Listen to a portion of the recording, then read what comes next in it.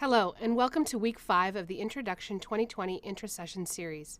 We've designed these programs to allow you to hear about the tons of resources available and the people who work to support your success at the University of Oregon.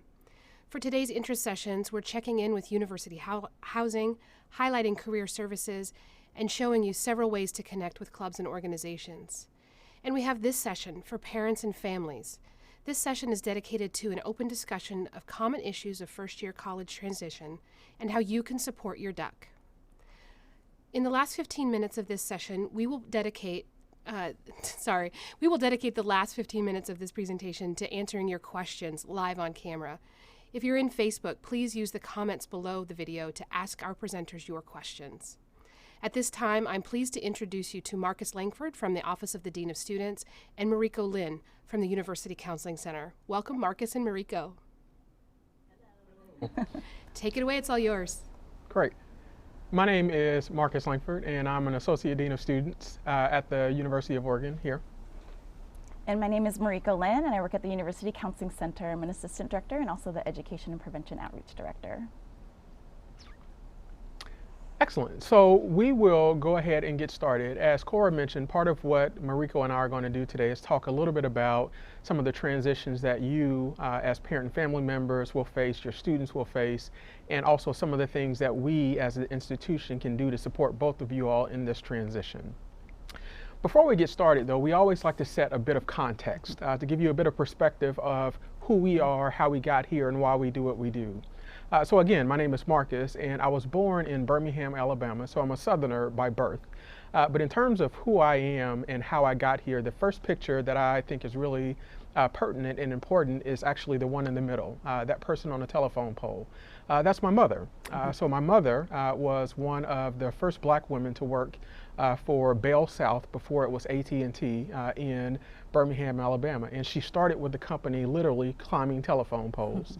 And she was able to continue to do that and eventually worked her way up to be a vice president with the company. And so in terms of how I got here and why I do this, it's always the mother's fault, right? And so I say that, though, in seriousness because there are a couple of things that I got from my mother. One is just an enduring commitment to strive for excellence. And then the second thing that I really got from my mother was a value of education. And so those two things really helped to contribute to who I am, how I got here, and why I enjoy working within institutions of higher education. And so another reason for why we're showing some of these photos is really to remind you of time that you went through this big transition like your student right now at this age. You know, it could have been moving to a new place, starting a new job, or starting college. And then who are the people that were there to support you? And so here you see a few pictures of my family. There's one of me at graduation. And there's also one of the things that I really love to do still, which is going out to eat. So with my family, one of the ways they showed love would be they would come up for an hour away just to see us and take me out for a meal. And when I say us, there's my brother there. I want to highlight him for a little bit. So he was 2 years ahead of me, and we went to the same university. And I'll never forget the support I got from him then, because there were times when I was really struggling. And I'll never forget my first term. I was that straight A student going to college, and here I am, I'm falling behind on my readings. And I was thinking, I'm already failing, and I can't even tell my parents about it. So I remember him saying, like, Mariko, don't worry, take a chill pill, it'll be all right. You can drop that class that's early on, as long as you don't make it a pattern, you'll be okay, right? And so it's interesting, I'll tell that story to some of your students, and what I notice is that they're like, you're right, the world didn't fall apart. And then I say, I don't even remember the course anymore. So certainly I have those little snippets of family support that I'll share with you today. Great. So just going through what we're going to spend a little bit of time talking about today. So first, there are 4 things that we would like to accomplish. We want to educate you about what to expect and how to prepare for your students' transition to college.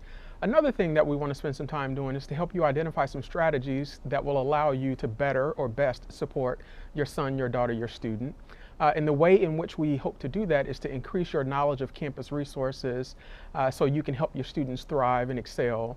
And then lastly, we want to provide a foundation to create a partnership between duck families and us at the institution. And so going back to the first thing I'll mention around this element of transition, there is absolutely going to be a transition that your son, your daughter, your student will face. That is without a doubt. inevitably there will be a bump in the road.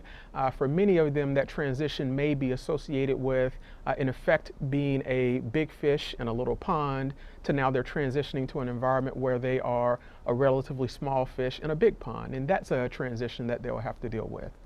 I think it's also important to understand that there'll be transitions for you as parent and family members as well.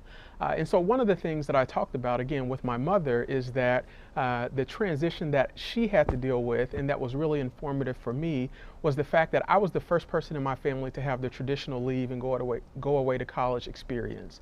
And so one of the things that I vividly remember was having conversations with my mother where she articulated that she didn't really have an understanding of how to best support me in my transition. And so again, even though I went away to college and was having to deal with my own transitions about being a first-generation college student, thinking about, do I really belong here? Even some of the things that we would call trivial and trite. So, you know, is the faculty member going to think I'm smart enough? Does the person next to me think, you know, I'm cute? You know, am I going to be able to make friends? Those absolutely were transitions that I faced and dealt with. But again, for parent and family members, you will have transitions as well. For many of you, it may be getting used to the fact that your firstborn isn't around anymore. For some of you, you may have to deal with the transition of your last is out of the house now. And so what do I do with all this time, energy, and effort that I have beyond turning their room into like an art studio or something like that? But still, there are going to be other transitions that you as parent and family members need to deal with and manage. So when we think about what some of the big issues that students will deal with, you know, some of them include getting acclimated to a new community and a new culture. Again, I'll use myself as an example. I was a first-generation college student, and so when I got to campus, I heard people talking about things like office hours and CRNs and you know, all of these acronyms, and those are just things that were new and foreign to me. And so I had to spend time learning about a new academic culture. And that was a huge transitional issue for me. And because I had to spend so much time, energy, and effort into developing and cultivating a body of knowledge and a skill set that I just assumed that everyone else around me had, there was a fair level of anxiety that I had as a first-year college student. And so again, I think that is a big transitional issue that many first-year students will have to deal with as well. Other transitional issues is this notion of balancing realities versus preconceptions. And so, you know, again, I use myself as an example. I always tell this story about how, you know, I've always considered myself a self-starter, and I've always considered myself intrinsically motivated. But that was put to the test when I got to college, because I was one of those students who, my first year in college, I had to have 3 alarm clocks in my room. There was one that was like right next to my bed that I could just kind of reach over and touch. There was another that I had to kind of like get out of bed to go reach to. And then finally, there was a third that was on the clear side of the other room. And that's just something that I previously had not thought about before, because growing up, I had the most reliable alarm clock in human history, and the alarm clock's name was Teresa Langford, my mother. And so again, this transitional issue is just around me having to recognize that I'm going to have a higher level of responsibility. And then the last transitional issue that I'll touch on is just, I would be remiss if I did not recognize that the way current events are happening right now. And so a lot of our students are coming to us, again, in the midst of a lot of things that are happening in our society, whether it be the Black Lives Matter movement, whether it be what's going on with COVID-19 and the pandemic. And so these are things that are weighing on our students, and they're trying to put their first year experience within the context of some major issues that we are dealing with in society. And so that's a huge transitional issue. Moving on to some more critical issues for students. First and foremost, again, is this notion of identity development. And so a lot of students are going to be asking big questions of themselves. And so for many of them, this will be the first time that they have to consider, who am I, what do I believe, and what do I know, without being in the context of being surrounded by friends and family. And so again, wrestling with some of these questions in many instances on their own is a huge issue that many first-year students actually find themselves working with. And I would say that as students work through these issues, by far that's one of the things that I enjoy most about the time that I've spent working in higher education, is walking down that road with students that I often say is I'm helping them figure out the path to becoming their best selves. And so that's something that I enjoy. Another critical issue for students is this notion of kind of figuring out autonomy and independence. And so again, I use the story about myself in really having to learn that I'm going to have to take some responsibility for getting myself up. You know, this is going to be an environment where your students may have become accustomed to faculty in high schools reminding them that things are due, or you needling them to remember to work on, you know, this assignment. This is a context in higher education where they are going to have to bear a higher level of responsibility for doing those things. You know, one of the things that I mentioned with this, and this goes to this notion of developing competence as well, again, students are going to have to figure out how to have a higher level of ownership. And so, you know, the thing that I often say is, you know, as someone who's worked in higher education for many years, you know, I often joke sometimes about after the first month or two of school, when students start walking around and you see folks in pink shirts and tie-dye pants, and it becomes apparent who's never done laundry before. And so, you know, to her credit, one of the things that I often think about in terms of my mom and helping me developing competence is I vividly remember it. I came home one year, my senior year, one day during the summer, and she said, you know, son, I've been thinking about this and I figured this thing out. I've made a decision that you are going to learn how to do laundry, because what's not going to happen is your dad and I constantly are not going to be sending you money, or you aren't going to bring your clothes home to me to do laundry every other weekend. And so that summer, she taught me how to do laundry, and I was responsible for doing laundry for the entire household that summer to ensure that I got it. And so again, that was a way that my mom, you know, encouraged me to really think about this notion of developing competence. And so that's a big issue that a lot of students will have to think about and work through. Just in terms of some quick overviews and FYIs for you. So who are your students' peers? If we look at the incoming class, our oldest first-year student is actually 55 years old, and our youngest first-year student is 15 years old. In terms of where our students are coming from, as you can see, we have new students joining us from 45 states, as well as Washington, D.C., and 4 territories. In thinking about some of the educational backgrounds of our students, you can see that it's pretty well split. While some of our students, you know, again, have parent and family members who have, you know, bachelor's degrees and advanced degrees, there are a number of students who, you know, were in the similar situation as me, as they were non-traditional students. They were first-generation college students, and so, you know, their parent and family members may not have had a bachelor's degree or an advanced degree. And so again, we here at the institution are committed to working with students who come from a wide variety of backgrounds and perspectives. Speaking to that, you know, if we look at the race and ethnicity of our incoming first-year class, you can see about 60% of the incoming class is projected to be students who identify as white, but there's a little over 30% in sum total, if you add everything up, of our incoming students who are domestic students of color. And this is something that we as the institution are proud about. You know, we've invested a lot of time, energy, and effort into recruiting a diverse student body, but then also trying to offer these students that we recruit a rich and multicultural and diverse experience. So I'm going to turn it over to Mariko now. And if it's okay, I actually do want to share just a little bit more about just some of the diversity that we're talking about at the university, because it is our values to have inclusion and equity at our university. And what does that really look like for your students in terms of their belongingness here and the identity development, which Mark has already talked about. And I'll just give you an example for myself and how that showed up with concerns. You know, so when I was a first-year student, I went to college in the Chicagoland area. And interestingly enough, I came from Indiana, which is a very white town for an Asian American woman. And so when I went there, it was 13% Asian at the time.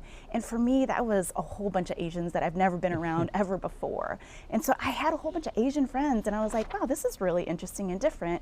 And when I look back at the decisions I made my freshman year, I joined a sorority, and then I thought, like, well, why did I do that? I wanted to diversify my friend group. You know, in some ways I needed to get back to some of my white people, right? So for me, I was trying to figure out, like, where did I belong in all this? And that's where some of the diversity pieces come in, about figuring out one's identities, whether it's sexual orientation, you know, socioeconomic status, gender. I see that for students that come into the room and they seek therapy from me. It's that misgendered student when they identify as transgender, or it's that student that comes from a lower socioeconomic background and they think about their peers and they get to go to these fun places, but maybe they have to go home and help the family over the weekend.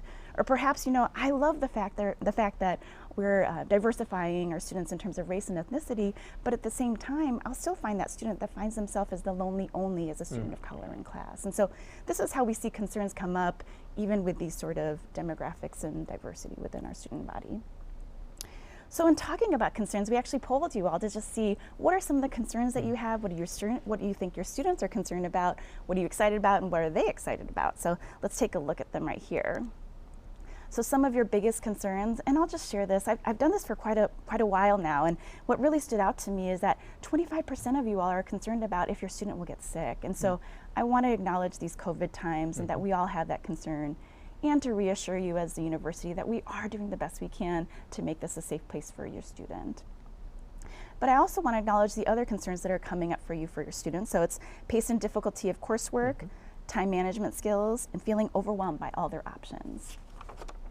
When we think about the next biggest concerns, the things that come up are somewhat repetitive from before, but let's add on some social factors there. So we're going to add on, will they make friends? Well, what happens when alcohol and drugs is part of the picture? I also like that there's one option there is how life will change at home when they leave. So maybe some concerns for yourself even when they do leave. I also want to talk about what you're excited about. Friends, oh so many friends, the breadth of academic opportunities, new experiences, finding their passion, and watching them grow into the person I raised them to be. I love that one. I took that one to heart. I have a little 6-month-old at home, and I think, what are you going to be when you grow up? And then we're going to talk about what do you believe your students are concerned about.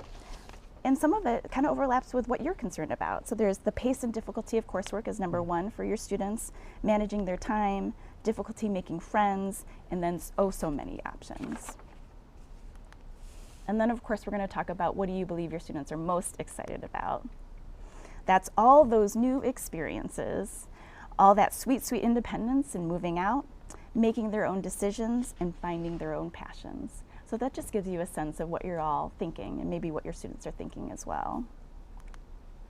So I do want to get us all on the same page in terms of our approach and how we support your students. And so we are committed to providing your student with the unique support they need and want to be happy, well, and successful. And so I want to highlight, I say happy, well, and successful because oftentimes there's a focus on successful when we come to college.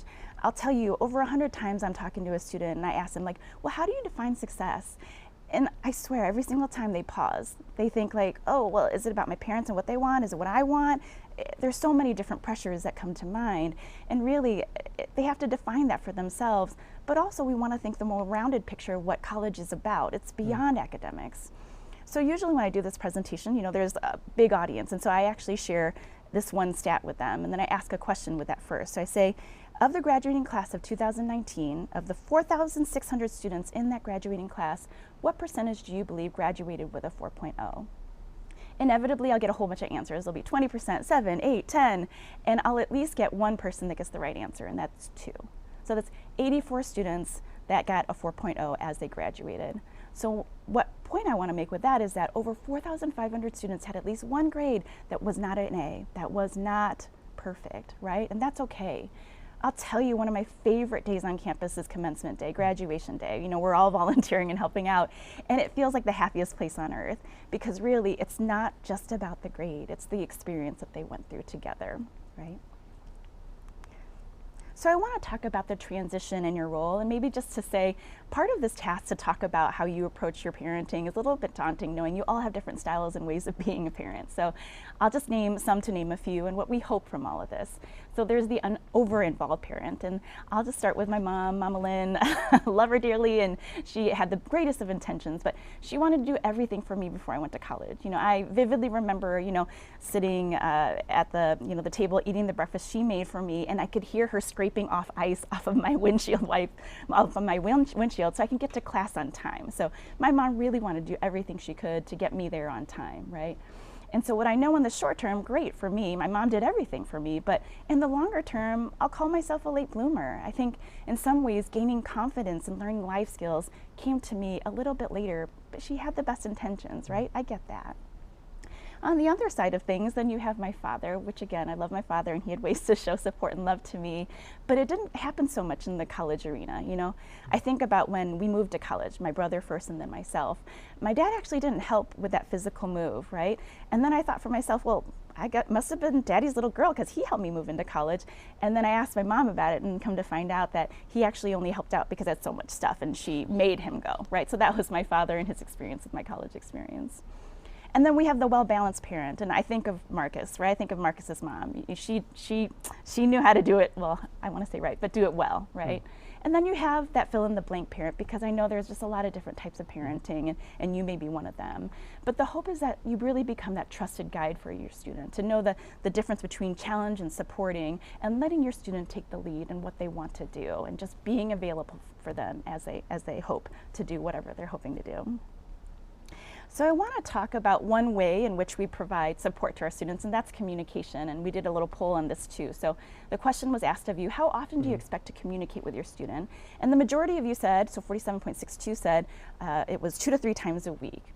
And then we had about a quarter of you say about, once a week, and then 20% said, okay, once a day. Inevitably, there's usually like just a few that say, okay, maybe just once a month, and that's all right. I'm glad that people are honest about that. And again, we have all different types of parenting styles. So before I talk about how do I want you all to support your student, I do want to take a moment just to talk about stress and resilience. And I'll just mention this is a crash course in stress management, so I'm going to do the best I can in the time that we have. So stress is when demands exceed capacity, and certainly during these COVID times, there's a lot of stressors that are happening out in the world. Black Lives Matter, we got COVID, we have political tensions. Inside our own homes, it's work-life balance, my students going off to college, financial stressors, all those things are things that rise up our stress, right? And then on the other side of that, there's resilience. It's the process of adapting well to adversity. It's the ability to bounce back when things are challenging. And that's what we want for your students when they find those challenges here in college.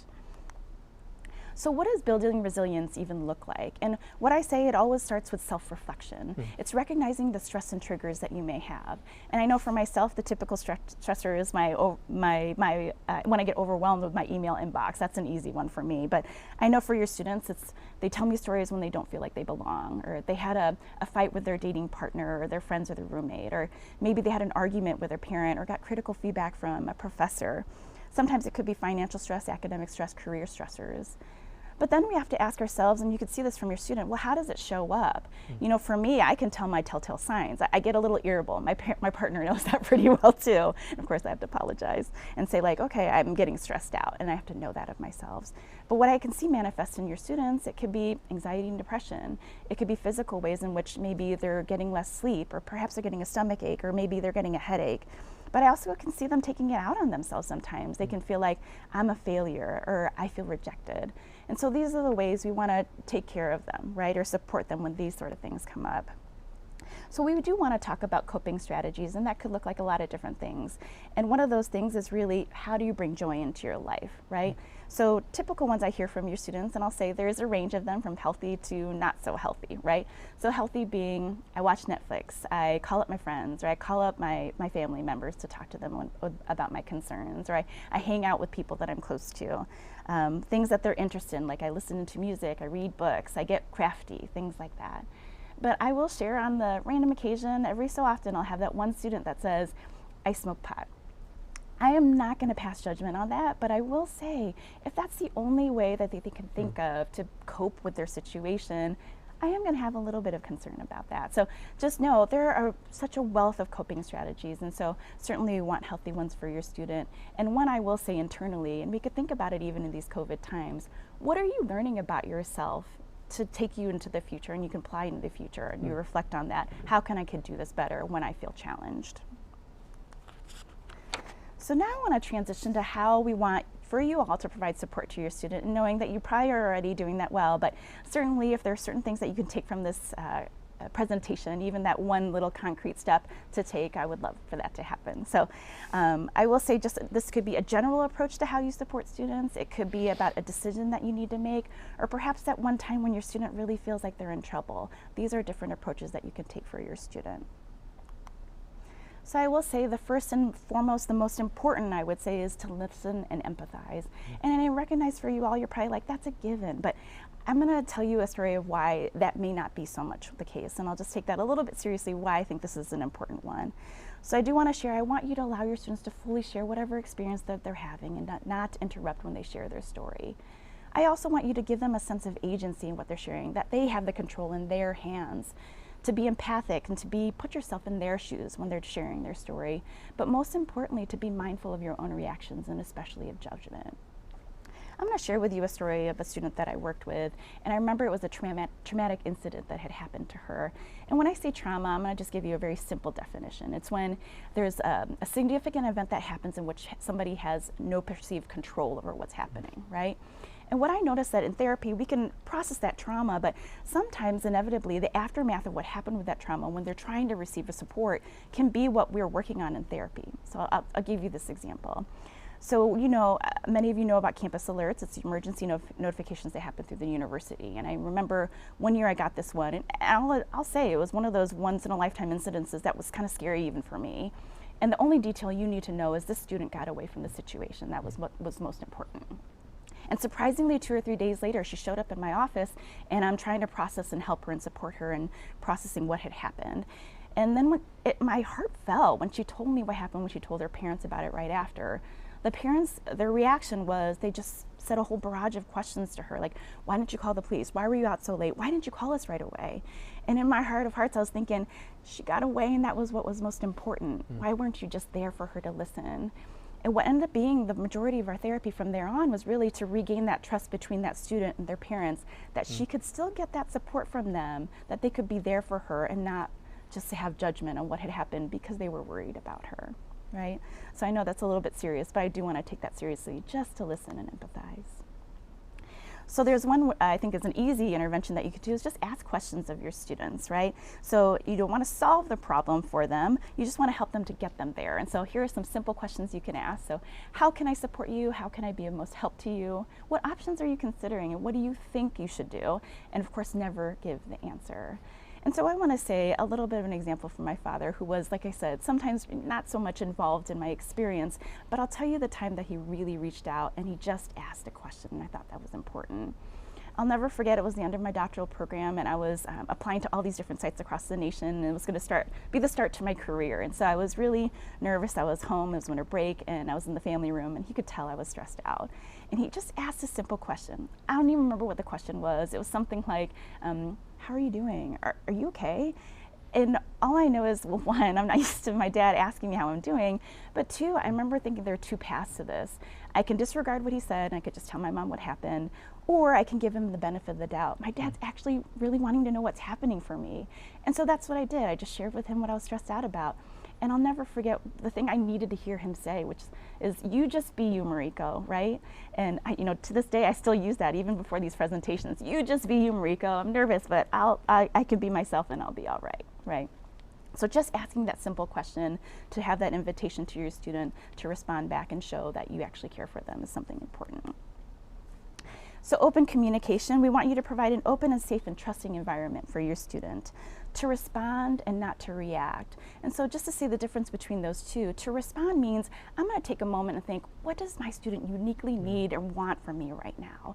So if I take that situation back from that student with that traumatic incident, what she probably needed for that parent to say was, I'm so glad you're safe. I wish I was there to be with you. I wish I was there to hug you. Are you okay, right? Not the reaction that came up because they were worried or concerned or wanted to solve the problem. So just take a moment.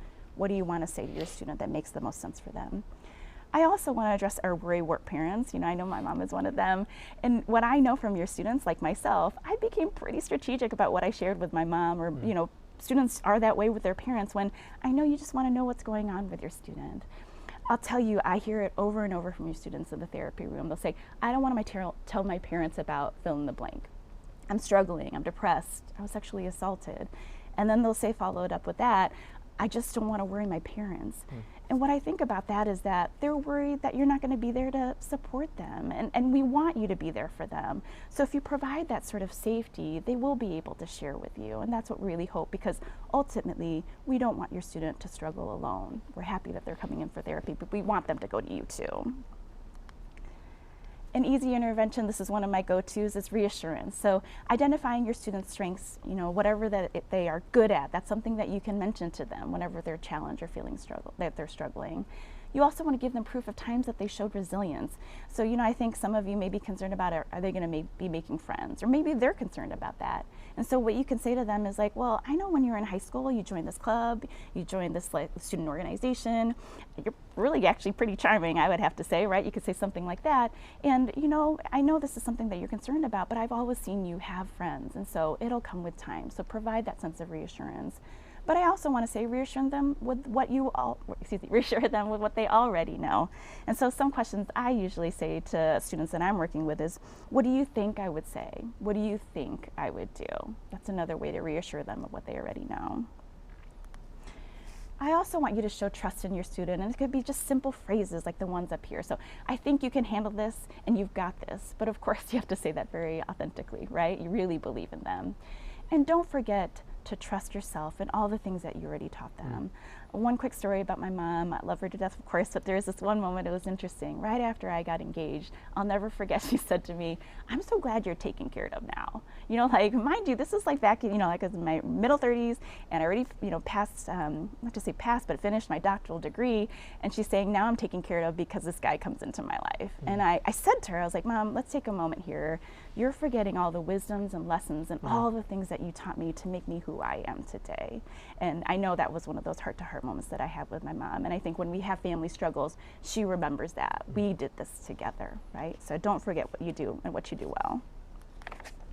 Last but not least, I want to share just to be proactive in the way that makes sense for you all. So one of those ways is to create a communication pact. And that can look like, well, how frequently do you want to talk to your student, or how you want to do that? It could be Snapchat, FaceTime, whatever it may be, calling, texting.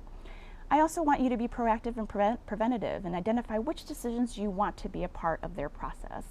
Just to give you some examples, it could be maybe they're struggling and maybe they need to withdraw from one course, or do you really want to be a part of the decision-making process if they want to withdraw from a term? So have those conversations beforehand. And last but not least, I do want to mention, I know I gave you all these talk ways to show support to your student, but there are many other ways to do that. Like I said, from my family, they would take me out for a meal. But what I loved, one time I asked my partner, I was like, what did your parents do to show their support to you? And he said that his father made him homemade cookies. So many ways to do that. So I'm going to turn it over to Marcus to go to the next slide. Great. So, we've talked about a number of things that would be good or wise for you all to consider, and so we have a little bit of homework for you all as parent and family members before fall terms arrives. And first and foremost, I encourage you to have conversations about some of these topics. And my recommendation personally would be to have a conversation where Mariko ended around communication. And then I would also say have a conversation with your students about this notion of being proactive and reactive.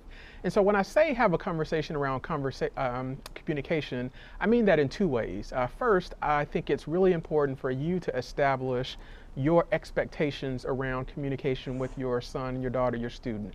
And so again, using myself as an example, probably after about my first month in school, I remember getting a phone call from my mom, and she said quite simply, "Marcus, this isn't working for me."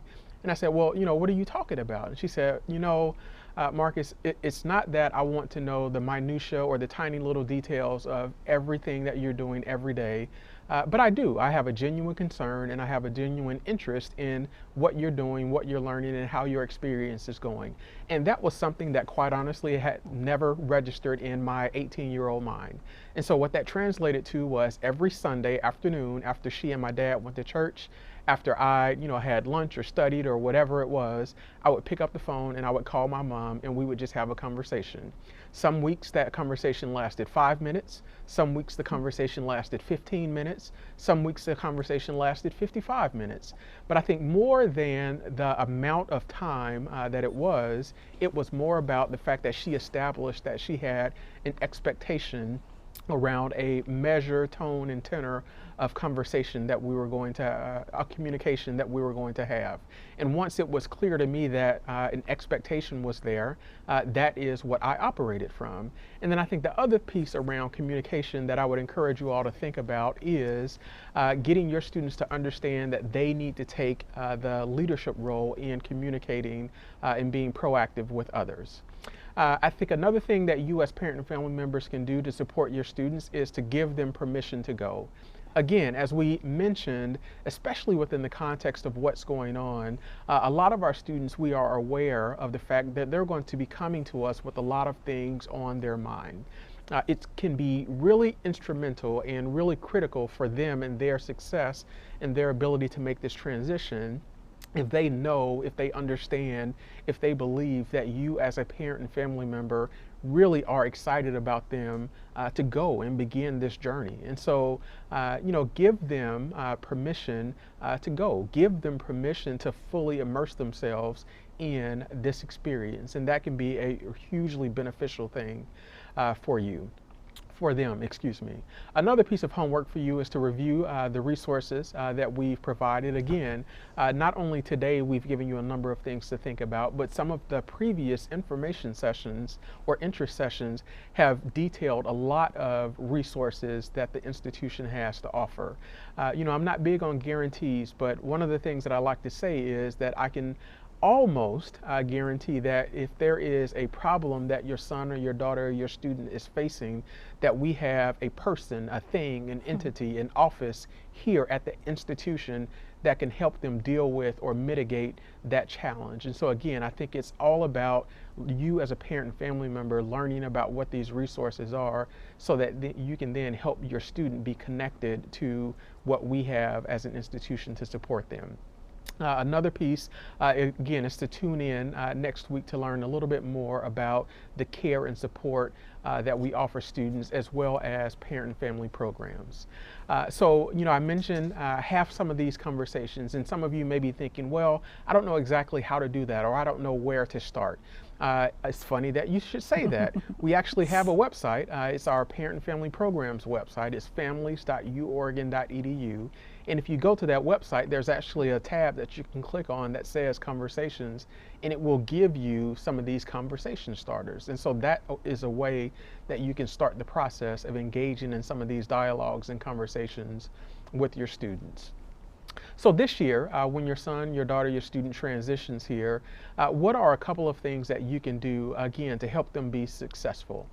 First and foremost, I would say practice the 24-hour rule. And so it's inevitable that when your son, your daughter transitions here, many of you will probably get a phone call, an email, a text, that the sky has fallen on your 18, 19-year-old student. Maybe, they showed up to class, they were a pop quiz that they weren't expecting, and because, they didn't answer 2 questions, they think, out of a 5-question pop quiz, now they just don't know if they belong at the University of Oregon. So, as the primary cheerleader, as the advocate that you've historically been for your student, the propensity is going to be for you to jump into what can I do to fix it mode.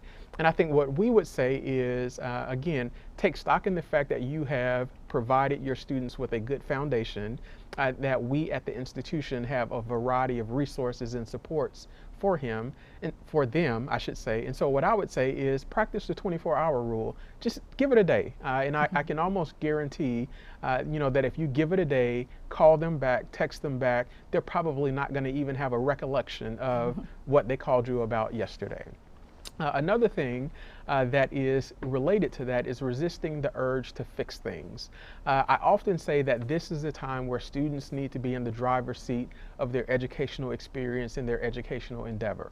And so again, as a parent, as a family member, as a parent of 2 myself, I recognize, again, our desire to fix things. And I recognize the desire that we have to ensure that our students have a smooth transition. But much like Mariko said, oftentimes our good intentions can rob our students, can limit our students from opportunities and experiences to develop and cultivate a sense of resiliency and to develop, as my dad would say, some figure it out son. And so again, it's this notion of resisting the urge to fix things. What I will say is a good practice is providing them with resources, skills, and tools that they can put in place. And then a part of that is helping them to understand that disappointment can be a part of life. When your students get home, it's important to allow them to get time to settle in and breathe.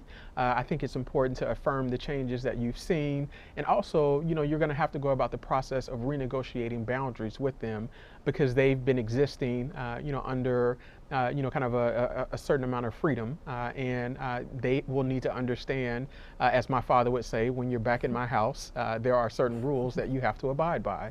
And I think students need to hear that sometimes. Quickly, again, I work at the Dean of Students office, and what I often tell folks is to consider us as your home base. And so if you as a parent and family member or even your student don't have an idea of where to go, send them to us. We have staff that are available 24 hours a day, 7 days a week for student concerns. And I think we just are a general good referral to help students figure out where to go if they aren't quite sure what to do next or how to figure something out.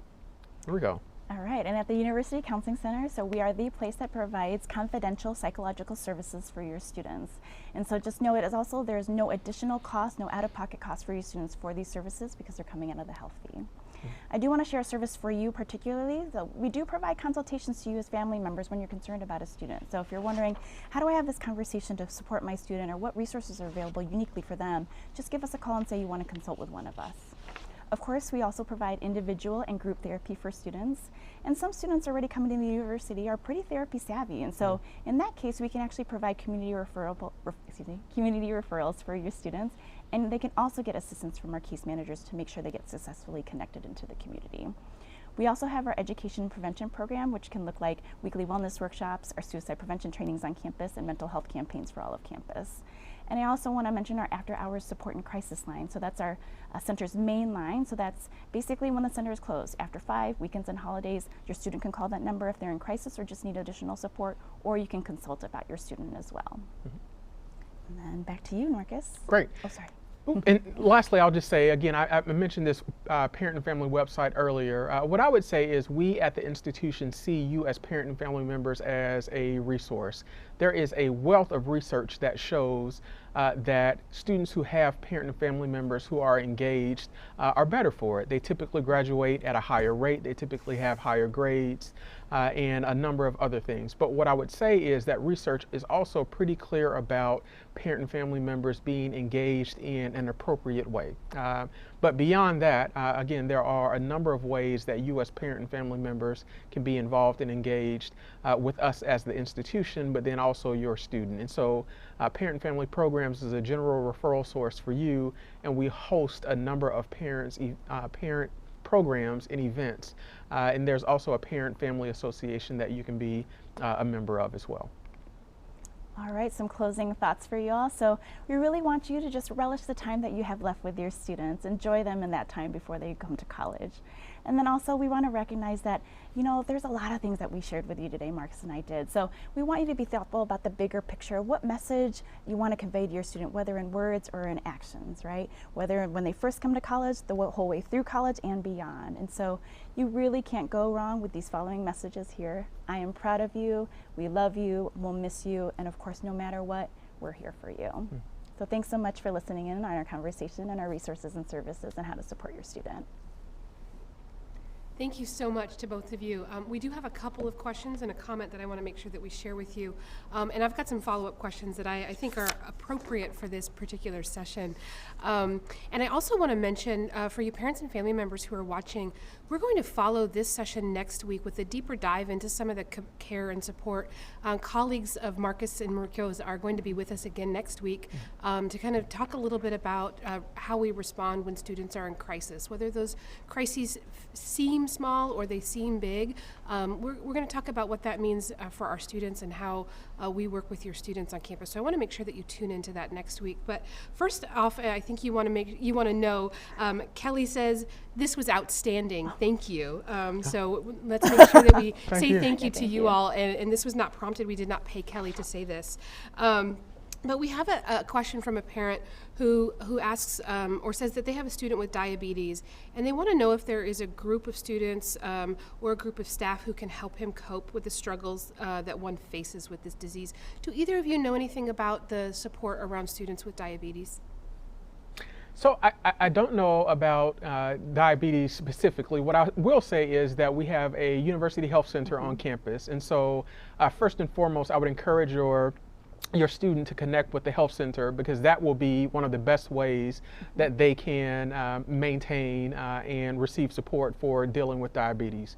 But beyond that, I would say that I wouldn't be surprised if there was not potentially a club or organization. I heard Cora say there is. I was going to say here at the institution we have over 300, if I'm not mistaken, student clubs and organizations, and there almost quite literally is a student club and or organization for everything. And so, yes, the answer to that question is we do have that. So just to add to that, Marcus is right. The health center is the very first place I would direct any student or any parent. They do have a specific page about diabetes management. And I know that they help manage a group called Ducks with Diabetes, which is a group of students who help and support each other and provide resources. The health center also often hosts cooking classes to help ensure that students who have ongoing health concerns, whether their food sensitivities are part of it or they have diabetes, they also work with students to make sure that they're maintaining their healthy nutrition while they're here as students. So that's something to keep in mind. So rest assured that we have that for you, and we'll provide that link to the health center site in the Facebook comments for you. Lynn wants to let you know, thank you, this was so great. Also, we've been using your conversation guide for a standing Sunday evening tea and conversation with their students. So for the rest of you parents, this is good advice from Lynn to maybe schedule regular time to have these kinds of conversations with your student, and compliments to Tiffany and her team for providing that conversation guide, and to you all for making room for that. That's really awesome, and Lynn, you're a great example. I have some questions for you all about a couple of things. Basically, they're kind of around the realm of the work that we do in student development. And Marcus, I'm going to point this one to you first. Challenge and support is a method and something that we all learn about in our profession, and it's something that we use in our everyday work when we talk about how we help students to develop that competence and that independence. Can you talk a little bit about how that frames the work that you and your colleagues do in the Dean of Students office? Excellent. Yeah, so again, I work in the Dean of Students office, and I would say challenge and support is a core component or a foundational piece of our approach to our work. And so again, part of it is situated in wanting and recognizing that we do need to provide students a measure of support, but then we also need to encourage them to take a higher level of responsibility and have some skin in the game, if you will. And so one of the ways in which we do that is to highlight, kind of options or kind of opportunities or ways that students can move or approach or solve a problem, but then really leave the decision making, up to them. And so I think that's a really good way of how we frame this notion of challenge and support. And I would say for you as parent and family members, one of the ways that you can start to kind of think about and put this in practice now is to do what, again, may seem like small and inconsequential things, but they have deep relevance. And so do things like have your son, your daughter, make their own appointments. And so I tell this story that for many years, it's always intrigued me. When I was at another institution, I came in my office from a meeting and asked a student to call some local pizza places to see, we had like $500. So how much food would $500 get? Long story short, after about an hour, I come back out. She had not called, and I said, Rachel, it's been like an hour. I just need you to call like Pizza Hut and Papa John's and say, I got $500. How much pizza can I get? And I said, what's going on? And, you know, we talk, and the long and short of it is she actually said, well, you know, Marcus, Mr. Langford, I just don't like talking on the phone. And, you know, my mom always calls and sets up my dentist appointments. Like, I don't even call when I need to go get my hair done. She always does. And because I've just gotten accustomed to my mom doing that, like, I just don't like talking to people on the phone. And I said, you know, interesting. Today, we're going to get you comfortable with talking on the phone. And so, again, it sounds trivial, but I would say that, again, is this example of challenge and support. And so it's providing students with the support and letting them know that you're there, but being intentional about putting them in the position where they actually have to do the work. Exactly. I also want to make sure that we talk a little bit, we haven't addressed this at all, except in a little bit in the Money Matters session, around FERPA, around privacy. So for those who don't know what FERPA is, it's the Family Education Rights and Privacy Act. And what it does is it tells colleges and universities that they have to establish a privacy policy that identifies what kinds of records belong to students and what kinds of records are open and can be shared. And FERPA applies not only to outside folks, third parties as we call them, and in the way that FERPA is defined, all but the student in the university are considered third parties, so that includes parents and family members in this scenario.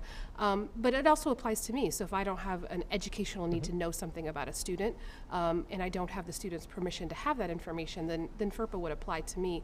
So can you talk, both of you, a little bit about how about our privacy policy, the University of Oregon's privacy policy is applied to the work that you do. And I know, Mariko, you and your colleagues also have additional professional standards around privacy that you adhere to. But Marcus, let's start with you, and then Mariko, if you could touch on how we treat privacy with students and in the care that they receive from your team. Sure. So just starting, I would say, again, our frame is much like Cora mentioned, it's around an educational need to know. And so, you know, even the work that the Dean of Students office consists of a number of units. And so I would even say within the Dean of Students office, you know, there are folks who in the Office of Fraternity Sorority Life, which is in the Dean of Students office, have a different level of access to information than Dean of Student staff who may work in our crisis response. And again, it's all situated around an educational need to know. One of the things more broadly that I would say, again, is, and so I often get, you know, phone calls, well, I pay the bill, I want to see the grades. And I don't necessarily disagree with that, but there is a federal law that dictates that I'm limited in what I can share. And so for me, I go back to this notion of having a conversation around expectations. And using myself as an example again, I vividly remember before my parents put a stitch of my clothing or a box of belongings in our car to drive me up Highway 27 to Miami University in Oxford, Ohio. They set me down at the kitchen table and they made it clear to me that were they going to fund my education, they had an expectation that they needed to know what their return on investment was, i.e.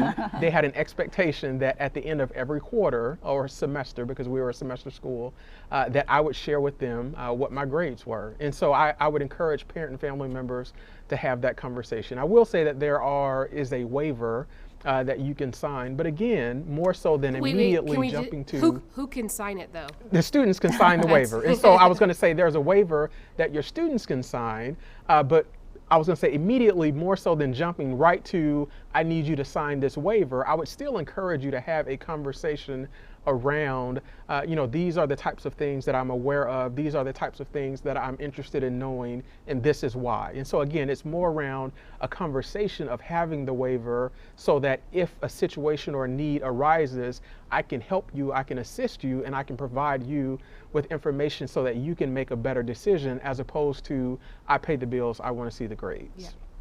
Mariko. Yeah, so in terms of our services, we have legal and ethical expectations that come with our field and being in our field. And so when we have a student that comes in and accesses our services, we have to tell them right away, we reiterate the idea of confidentiality. Every information that you share with us is kept confidential. And there are exceptions to that, and that's very rare. It's when there's imminent danger to oneself or towards others.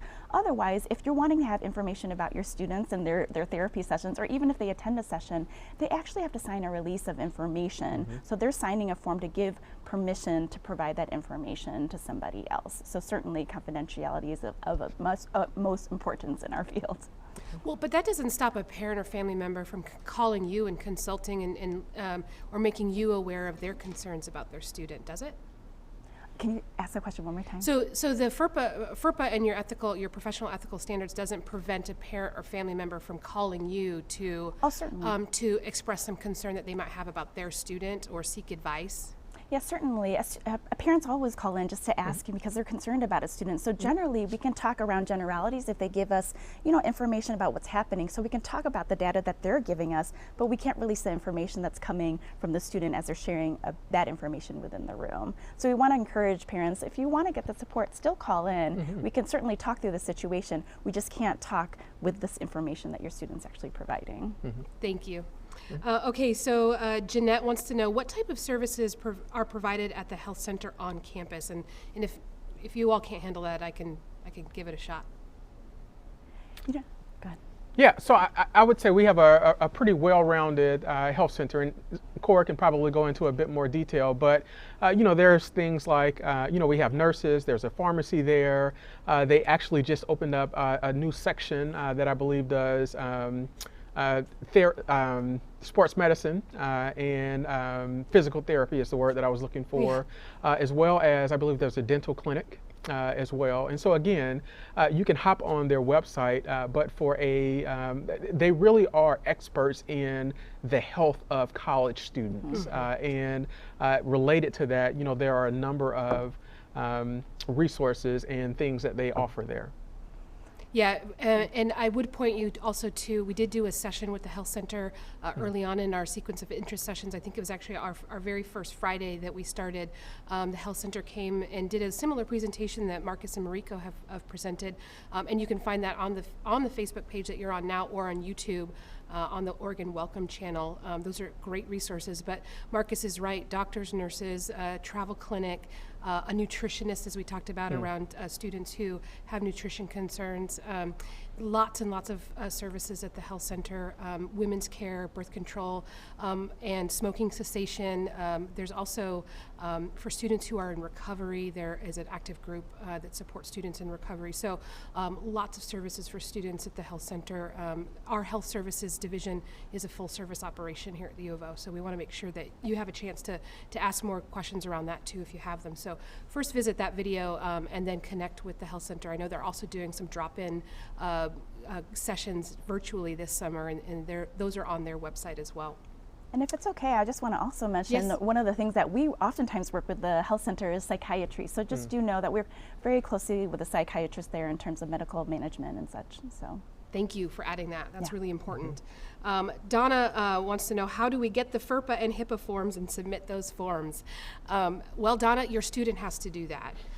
It's important to note that your student is in charge, and so again, have that open conversation with your student and talk with them about why you might need that information, and then they can get the forms and sign them themselves. They're not things that you would sign specifically. Marcus or Mariko, is there anything else that you want to add to that? Got it, Cora. Okay. Okay, so we have dozens more compliments that have come in for you, how useful the presentation is. We want to make sure that you, parents and family members, know that around this topic in particular, we have tons of resources out there for you.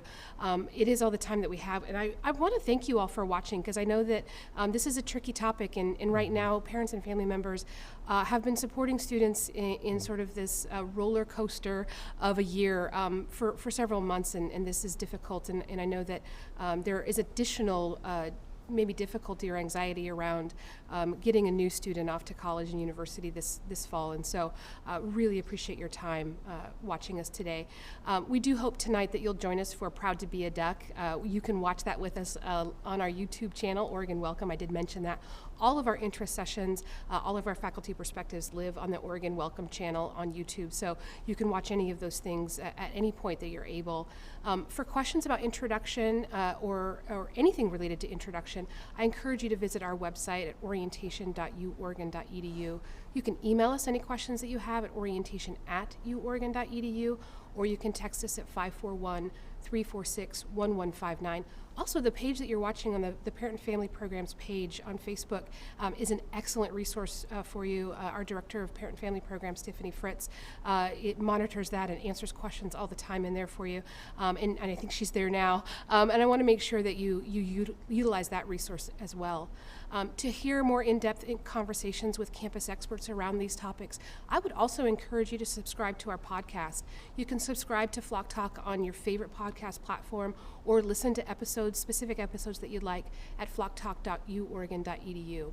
Thank you so much again for your time today, and to you, Marcus and Mariko, thank you for helping our duck families get ready for fall. My pleasure. Of course, thanks.